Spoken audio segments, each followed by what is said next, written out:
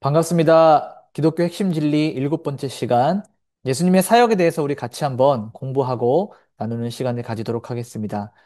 예수님의 사역 중에서 가장 중요한 사역은 바로 속죄와 부활 사역이죠. 우리는 이것을 어, 복음의 핵심이라고 부릅니다. 자, 이 강의를 통해서 우리가 어떠한 것들을 좀 살펴봐야 되냐면, 예수님의 십자가와 부활에 대한 이해가 완전하게 있어야 되고요. 대속적인 속죄는 어떠한 것인지, 그리고 이 부활의 역사성과 그 의미에 대해서, 그리고 구원이 우리에게 주는 영생의 보증이 되고, 그리고 인식을 하는 부분에 대해서 같이 살펴보도록 하겠습니다. 또한 십자가가 우리의 죄를 대신한 예수 그리스도의 희생이라는 것과 또 그리스도의 부활하심이 구원에 대한 완성과 죄와 사망에 대한 승리의 증거다라는 것들. 그럼 이것을 어떻게 우리 일상 가운데 적용하고 살아갈 것인가? 또 이 복음을 중심으로 살아가는 십자가와 부활에 대한 개념과 의미, 그리고 믿음을 중심에 두고 살아가는 삶의 방법들, 다른 이들과 함께 이러한 진리를 나누는 것을 우리 강의의 목표로 두고 같이 하나씩 살펴보도록 하겠습니다. 자, 예수님의 속죄에 대한 부분을 우리가 먼저 살펴볼 텐데요. 예수님의 속죄라 함은 우리의 죄를 대신해서 희생하신 그러한 내용들이 담겨 있습니다. 자, 이사야서 53장 5절, 6절 말씀을 잘 살펴보면 예수 그리스도께서 찔리심이 바로 우리의 허물 때문이다라고 말하고 있어요. 예수 그리스도께서 상하심은 우리의 죄악 때문이다라고 말하고 있어요.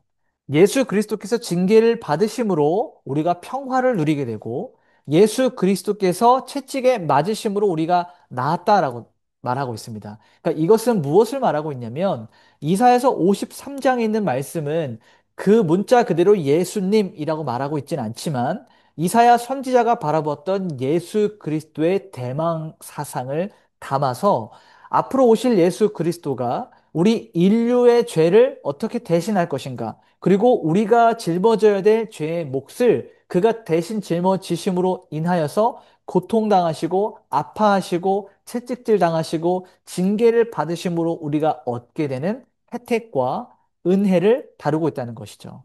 자, 고린도 후서 5장 21절에도 보면 하나님이 죄가 없으신 이를 우리를 대신해서 죄로 삼으셨다라고 말하고 있어요. 이 말은 무슨 말이냐면 예수 그리스도께서는 죄가 없으시지만 우리의 죄를 품으시고 우리를 품으시고 그러니까 우리의 죄가 그에게 전가되어서 우리 대신에 그가 십자가에서 죽으심을 당했다라는 말입니다. 그러니까 예수 그리스도는 죄가 없으시다는 그 사실을 우리는 반드시 기억하고 있어야 됩니다. 그래서 우리가 그 안에서 의가 게 했다라고 말하고 있어요. 이게 대속적인 속죄의 핵심 구절이에요.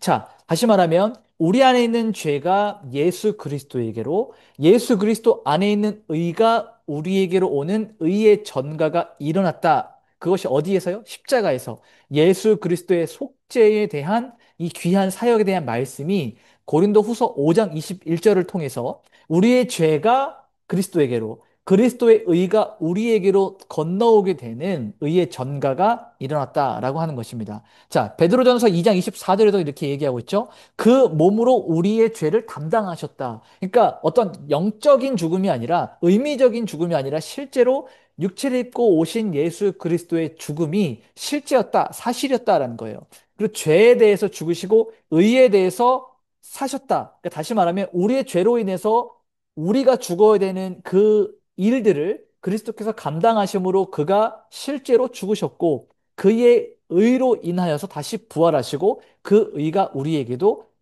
효과적으로 다가오게 되었다라는 거죠. 예수께서 채찍에 맞으심으로 우리가 맞아야 되는데 예수께서 채찍에 맞으심으로 치유함을 우리가 얻게 하셨다라는 거예요. 그러니까 속죄의 어떤 개념을 고린도 후서에서 말했다면 베드로전서에서는 속죄의 실제적인 효과가 어떻게 일어났는가를 같이 살펴보게 되는 것입니다. 자, 예수님의 이 속죄가 가지고 있는 중요한 부분은 무엇이냐면요. 우리의 죄를 예수 그리스도께서 대신하셔서 어떠한 것이 만족이 되었느냐? 하나님의 공의가 만족이 되었다는 거예요. 그러니까 자, 죄는 하나님과 공존할 수가 없습니다. 그런데 우리의 이 죄로 인하여서 하나님과 우리가 공존할 수 없는 이 상황에 놓여졌는데 예수 그리스도께서 십자가에서 우리의 죄로 인하여서 대신 죽으심으로 하나님이 죄에 대한 공의, 이 심판과 징계와 모든 것들, 한 번에 해결하셨다라는 거예요. 그래서 이로 인해서 우리는 하나님과 화목하게 되었다. 그러니까 이 속죄의 핵심 개념이 하나님의 공의가 만족이 되는 것이다. 자, 우리가 하나님을 사랑의 하나님으로만 한 가지 면으로만 치부한다면 굉장히 심각하게 하나님의 속성과 하나님의 성품에 오류가 생길 수밖에 없습니다.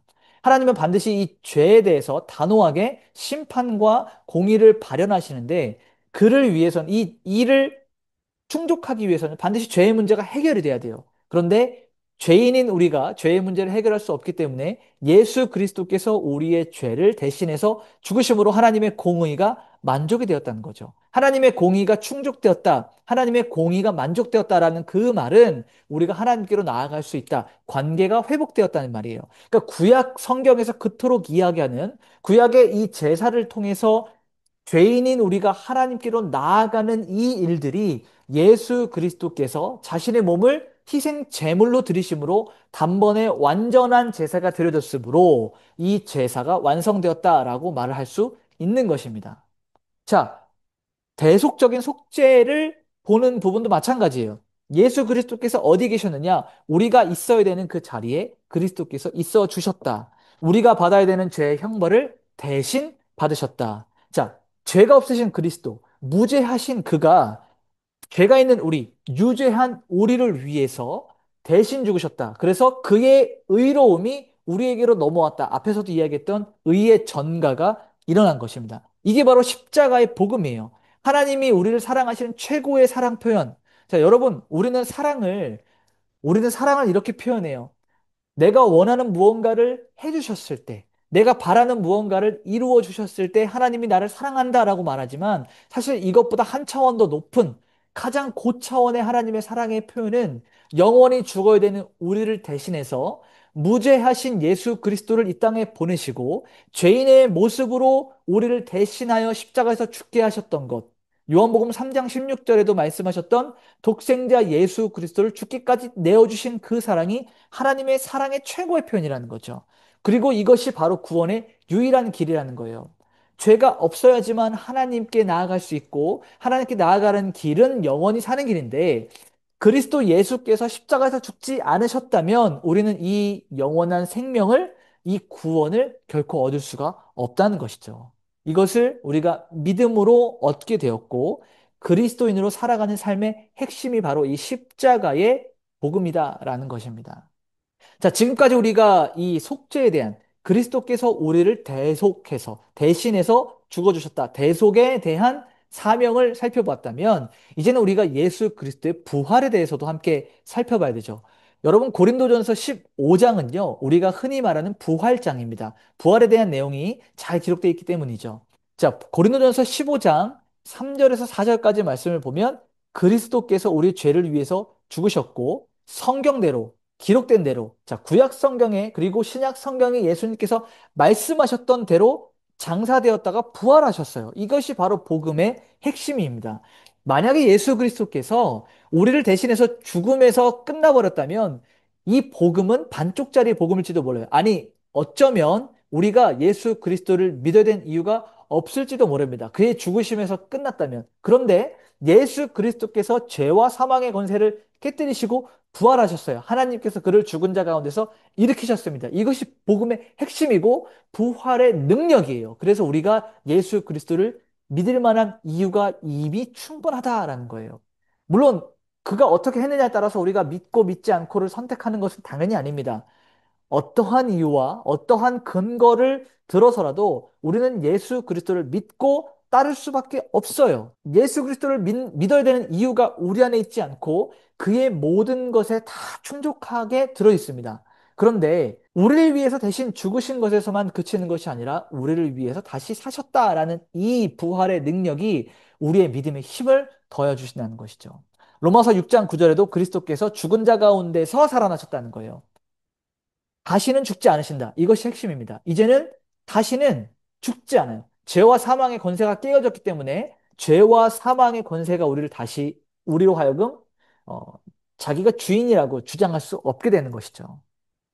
자, 요한복음 11장 25절, 26절에도 예수님께서 뭐라고 얘기해요? 나는 부활이요 생명이니 주께서 죽으시기 이전에 이미 자신이 부활이심을 말씀하셨고, 또 그 다음에 자신이 생명이시라는 것을 말씀했어요. 여기서는 영원한 생명, 영생을 말하는 것이죠. 그래서 믿는 자는 영원한 생명을 얻게 될 것이고, 우리 믿는 자들은 이 부활의 능력을 얻기로 약속이 되어 있는 거예요. 그래서 이 지금 강의를 듣고 있는 저와 여러분 아직 죽지 않았습니다. 그러나 우리가 설령 죽음을 맞이한다 할지라도 그리스도 예수께서 이루어 놓으신 부활과 이를 믿는 자들이 얻게 될 부활의 능력으로 인하여서 우리는 이 부활이 약속되었다라는 것입니다. 자, 이 부활이 왜 중요하냐? 이 부활에는 굉장히 중요한 의미와 중요성이 있는데요. 이 부활은 기독교 신앙의 핵심이기 때문에 그래요. 우리가 믿음, 신앙 이런 부분들을 많이 이야기하지만 이 부활 신앙, 부활에 대한 믿음을 반드시 가지고 있어야 됩니다. 종교적인 어떠한 것이 아니고 어떤 영적으로 일어난 사건이 아니라 실제로 예수 그리스도께서 죽으시고 부활하셨기 때문에 그가 역사적 사건으로 나타내신 거예요. 그래서 우리의 구원과 영생에 대한 확실한 소망을 그리스도께서 제공해 주신다라는 겁니다. 이 부활, resurrection, 다시 살아나셨다라는 것의 의미는 정말 문자 그대로예요. 죽은 자가 다시 살아나신 거예요. 역사적인 것이고 실질적인 것입니다. 자, 그리스도께서 육체적으로 부활하셨어요. 근데 이것은 우리가 영적인 것만 말하는 것이 아니고 육체적인 것만 말하는 것도 아니에요. 육체적이고 영적인 이 두 가지가 동시에 그리스도 예수께서 이 땅에 오실 때 잠자는 자들이 다시 한번 살아나는 우리 육체적 부활이 있고 우리의 영혼과 육체가 다시 한번 만남으로써 영적인 부활, 육적인 부활이 일어나게 된다는 것이죠. 새로운 생명이 시작된다는 거예요. 우리 새로운 육체가 된다는 것입니다. 예수 그리스도께서 우리에게 보여주셨던 것처럼요.